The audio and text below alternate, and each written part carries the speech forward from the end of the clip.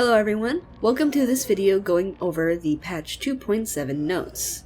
Before getting into the excitement of the endgame collapse, I first want to point out this major change. If a game would load with less than 5 players, everyone is now taken to the endgame screen and has all their offerings, items, and add-ons refunded. So no more loading in to a game with less than 4 survivors. It's about time they put that change in, right? Anyways, now let's dive into the endgame collapse. The endgame is the biggest part of this patch, and it has made several changes to the end of a trial. So now whenever a gate is opened, a 2-minute timer will start ticking down, and the amount of time you have left will be visible at the top of your screen. This timer can also be activated by the killer when they close the hatch. Whenever this timer is initiated, the entity blocks off all generators in the trial. What the timer indicates is how long the survivor has to leave the match. If a survivor does not leave before the timer is up, they get immediately sacrificed to the entity. It doesn't matter what health state the survivor is in, or where they are, the entity will find them all. If you are on a hook when the timer hits 0, you just get sped up to the sacrifice stage.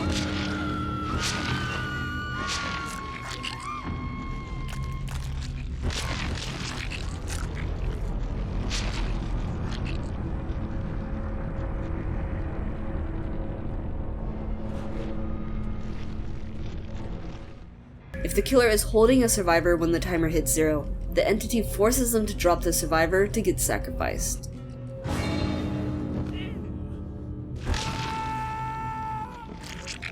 Now, before you survivors have any fancy ideas of keeping an exit gate at 99% progress, the killer can now open exit gates as well to start the endgame timer.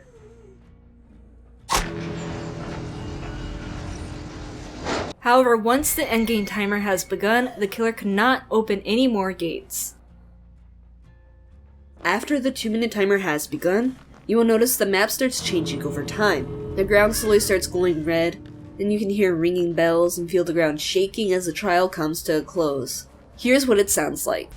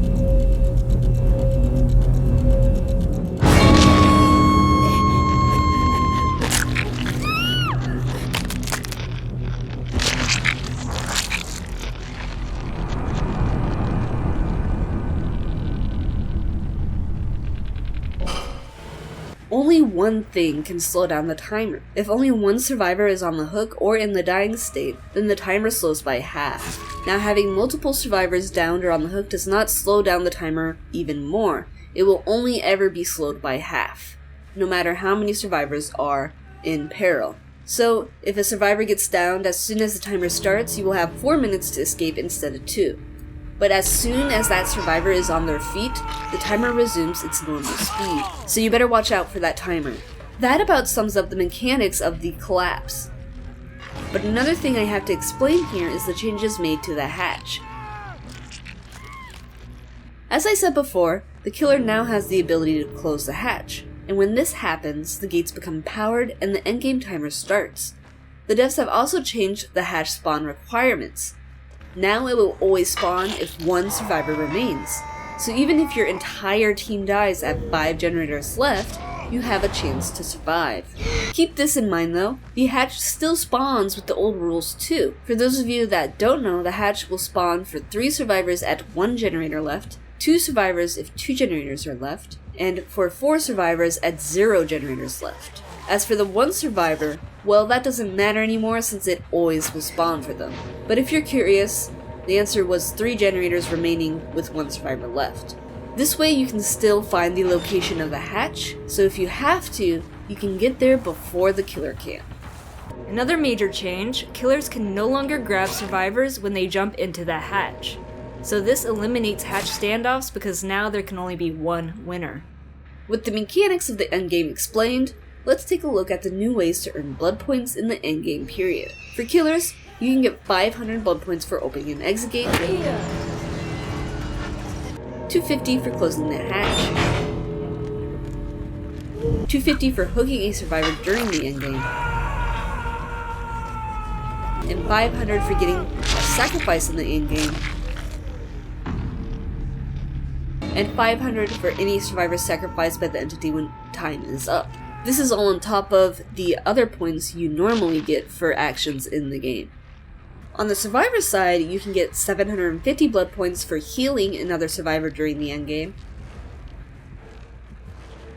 2,000 for unhooking a survivor, 250 for being the last survivor alive when the endgame starts, and 1,500 for opening an exit gate after the timer has started, and 500 VP for repairing a generator after the hatch has been opened. So those are all the new scoring events with the end game. Now, aside from the end game collapse, the next biggest change has to do with the Legion. Let's take a look at their changes.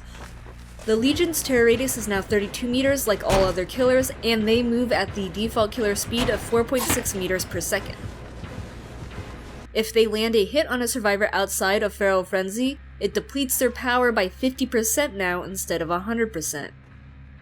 With regards to the actual Feral Frenzy, the Legion can no longer see blood while Feral Frenzy is active. In addition, Feral Frenzy movement speed has been reduced to 5 meters per second, but now the duration is 10 seconds long, and Feral Frenzy can only be used when fully charged.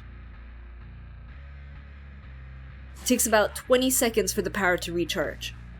Melee hits made while Feral Frenzy is active no longer depletes the bleed out bar on survivors affected by deep wound. And if they miss a Feral Frenzy hit, then Feral Frenzy is automatically cancelled.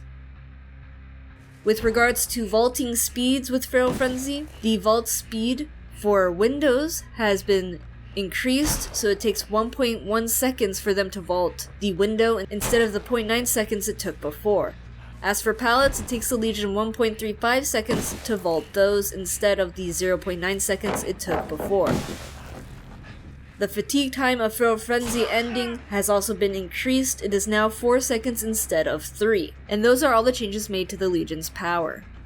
Now there have also been adjustments to the deep wound status effect. The timer will now pause as long as you are in the killer's terror radius, so you no longer have to be in chase to have the timer paused.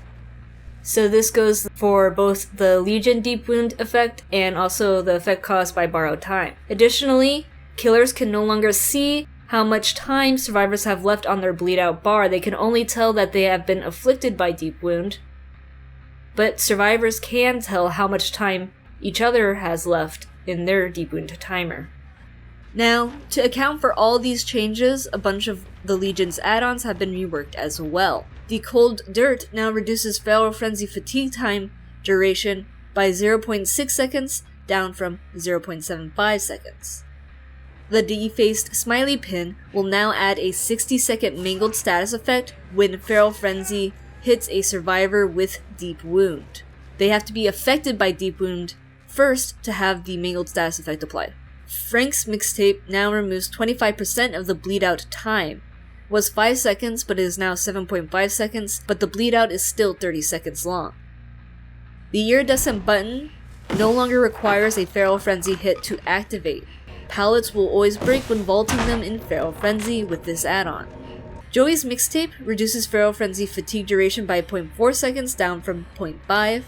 Julie's mixtape reduces Feral Frenzy fatigue duration by 0.2 seconds down from 0.35. Mischiefless adds 0.8 seconds up from 0.5.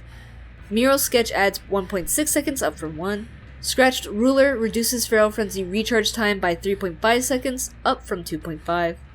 Smiley Face Pin added a 60-second blindness status effect when Feral Frenzy hits a survivor afflicted with Deep Wound. The Stolen Sketchbook adds 2.4 seconds up from 1.5 now, and the Legion Pin added a 60-second broken status effect when Feral Frenzy hitting a survivor with Deep Wound. And that wraps it up for Legion. Now the pig also saw an adjustment in this patch because of the addition of the endgame collapse. For the pig, her reversed bear traps will not activate automatically if placed on after the gates have been powered.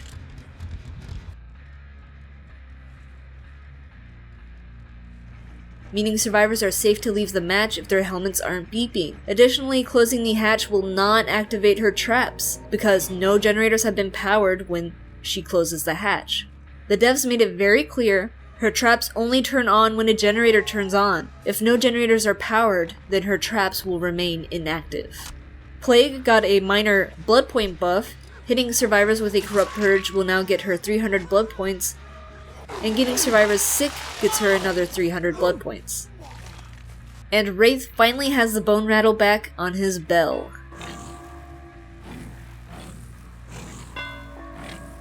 They have finally fixed the auras on Mount Ormond Resort, so now you can actually see them.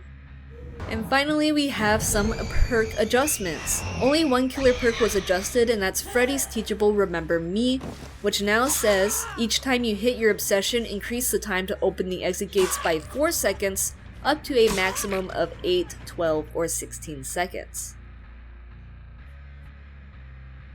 For survivors, they got a few perk changes. Calm Spirit now hides all screams and their associated loud noise indicators, and they adjusted the text to be more global on the perk.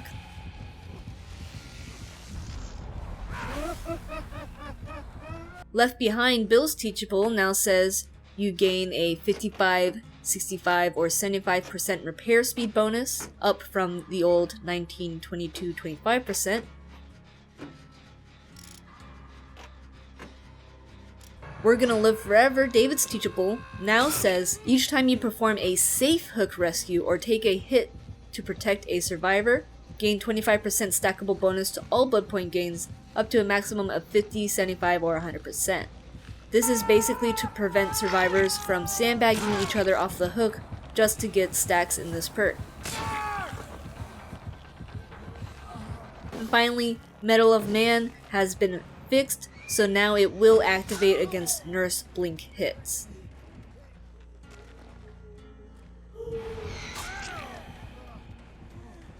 And one last thing I want to end this patch note video on is that players can no longer body block basement stairs because they reworked how your collision works while on stairs to prevent hostage situations. So the killers should no longer be able to block survivors into the basement, and survivors cannot block each other into the basement either.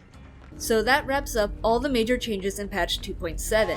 If you want to see all map and bug fixes, I have a link to the patch notes in the description below. Thank you for watching, I hope this video has helped you out, and as always, good luck out there in the fog, and see you next time.